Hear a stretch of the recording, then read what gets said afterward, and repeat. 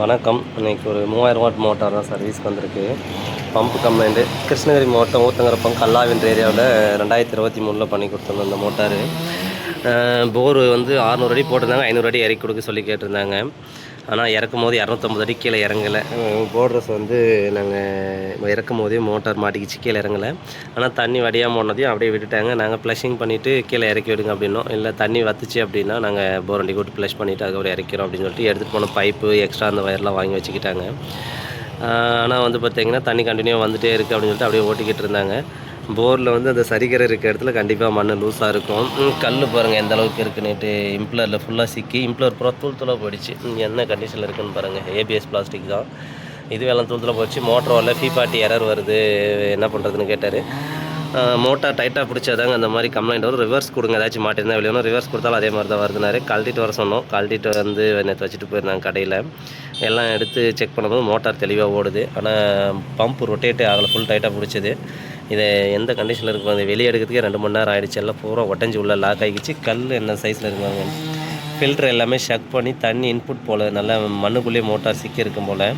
எல்லாம் filter damage ஆகி ஃபில்ட்ருக்குள்ளேயே வந்து பார்த்திங்கன்னா இந்தளவுக்கு கல். இது சும்மா ஒரு கொஞ்சம் நான் எடுத்து வச்சு தட்டி எடுக்கும் போது இதை விட இன்னும் பெரிய பெரிய கல்லெல்லாம் உள்ள போயிருக்கு. ஃபில்ட்ரு டேமேஜ் ஆனோடனே இம்ப்ளர் எல்லாமே தேஞ்சிருச்சு. ஒரு பம்பு கம்ப்ளீட்டாக இம்ப்ளர் எல்லாமே மாற்றி சாஃப்ட்டெல்லாம் மாற்றினார்னா 6000 ரூபா அந்த ரேஞ்ச் வந்துடும். செலவு இருக்குது. அதுக்கு புது பம்பு எடுத்தாருன்னா 8500 வாரண்டியோடய வந்துடுது. 6 மந்த் வாரண்டியோட புது பம்பு கொடுக்குறோம். அதே வந்து அசம்பிள் எஸ்எஸ் கொடுத்தோம் அப்படின்னா 12800 வருது. Complete SS. இது ஏபிஎஸ் பிளாஸ்டிக் வரும். அது வந்து கம்ப்ளீட்டாக எல்லாமே இம்ப்ளர்லேருந்து எல்லாமே எஸ்எஸ்ஸே வந்துடும். வந்து ஒரே ஒரு இம்ப்ளர் கூட உதவாது. எல்லாமே வந்து பார்த்திங்கன்னா ஈசன் த்ரோ கண்டிஷனில் தான் இருக்குது. தூள் போயிடுச்சு. 4-5 இம்ப்ளர் வந்து பார்த்திங்கன்னா எல்லாம் உடஞ்சி நுணுங்கிருக்கு. பம்போட பாடி மட்டும் கேஷிங் மட்டும் தான் நல்லாயிருக்கும். இது எதுவுமே வந்து உதவாது, மொத்தமாக வேஸ்ட்டு தான். எல்லா எம்ப்ளரும் எந்தளவுக்கு தேஞ்சிருக்கு பாருங்கள். இந்த லைன்லாம் தெரியக்கூடாது. நல்லா பேப்பர் மாதிரி ஆகிடுச்சு. கையில் அழுத்துறங்கனாவே வந்து பார்த்திங்கன்னா அப்படியே கிழிஞ்சு உள்ள போகுது.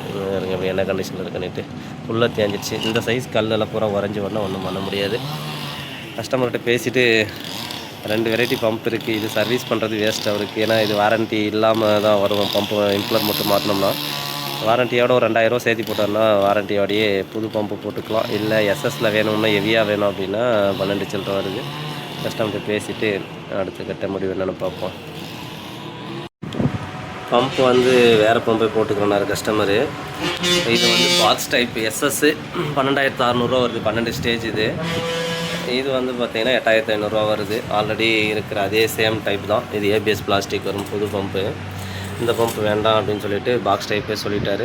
இப்போ இந்த பம்பை தான் ஃபிட் பண்ணியிருக்கோம். இந்த மசம்பல் பம்பு வாரண்டியோடு தான் கொடுக்குறோம். நல்லா ஹெவியாக இருக்கும். மணிக்கு 15000 லிட்டர் தண்ணி டிஸ்சார்ஜ் பண்ணோம். 12 ஸ்டேஜ். இதுவே ஓகே அப்படின்ட்டார் கஸ்டமர் நேர்லேயே வந்து டெலிவரி எடுத்துக்கிறேன் அப்படின்னாரு. கஸ்டமர் வந்ததுக்கப்புறம் டெஸ்டிங் ஓட்டி காமிச்சிட்டு நம்ம ஒரு முறை ரன் பண்ணியாச்சு. எல்லாமே வச்சு ஓட்டி பார்த்துட்டு அதுக்கப்புறம் டெலிவரி கொடுக்க போகிறோம். அன்றைக்கி எப்படி தண்ணி பம்ப் பண்ணுதுன்னு சொல்லிட்டு பார்ப்போம். பம்பை கனெக்ட் பண்ணி டெஸ்டிங் போட்டாச்சு. தண்ணி நல்லாவே வந்துட்டுருக்கு. 2 இன்ச்சு டெலிவரி. 3 பேனலில் தான் லைன் கொடுத்துருக்கோம். 8 பேனல் வரைக்கும் லோடு கொடுக்கலாம் இந்த மோட்டாருக்கு. நல்ல ப்ரெஷரில் வந்துக்கிட்டு இருக்குது. 12600 பம்பு மட்டுமே. 6 மாதம் வாரண்டியோட கம்ப்ளீட் அசம்பிள் எல்லாமே. நல்ல இந்த கல் மண் வர ஏரியாங்களுக்கெல்லாம் வந்து பார்த்திங்கன்னா கல் மண் வர போல சப்போர்ட் நல்லா பண்ணணும். எஸ்எஸ் பண்ணுறதுனால அவ்வளோ சீக்கிரம் தேய்மானம் ஏற்படாது. நல்லாவே தண்ணியை வெட்டி எடுக்கும். அப்படியே ஓட விட்டுட்டு ஒரு 2-3 மணி நேரம் கஸ்டமர் வர வரைக்கும் ஓட விட்டுட்டு கஸ்டமர் வந்தால் டெமோ காமிச்சிட்டு அதுக்கப்புறம் டெலிவரி கொடுக்க போகிறோம். ஓகே, நன்றி. அடுத்த வீடியோவில் சந்திப்போம். இதுக்கு நம்ம பம்புக்கு மட்டும்தான் ரேட். ஏன்னா சர்வீஸ் எதுவும் வேண்டான்ட்டாங்க. அந்த டேமேஜ் பம்பை கொடுத்துட்டு இந்த புது பம்பை அப்படியே ஃபிட் பண்ணி கொடுத்துட போகிறோம். 12600 ஓகே, பாய். சேனல் இங்கே இருக்குது. 3 பேனலில் தான் லைன் கொடுத்துருக்கோம். 8 பேனலையும் கொடுக்கலாம். ஏன்னா 8 பேனலில் கொடுத்தோம் அப்படின்னா தண்ணி மேலே ஒரு 2 அடி 3 அடி கடிக்கும். ட்ரம்முக்கு தண்ணி கூட வெளியே போயிடுது. அதனால் வந்து கம்மியான பேனல் தான் லோடு கொடுத்துருக்கோம். தண்ணி நல்லா வந்துட்டுருக்கு. இந்த பம்ப் வந்து வாய்க்கால் பாசனத்துக்கு நல்லா சப்போர்ட் பண்ணோம். ஓகே, பாய்.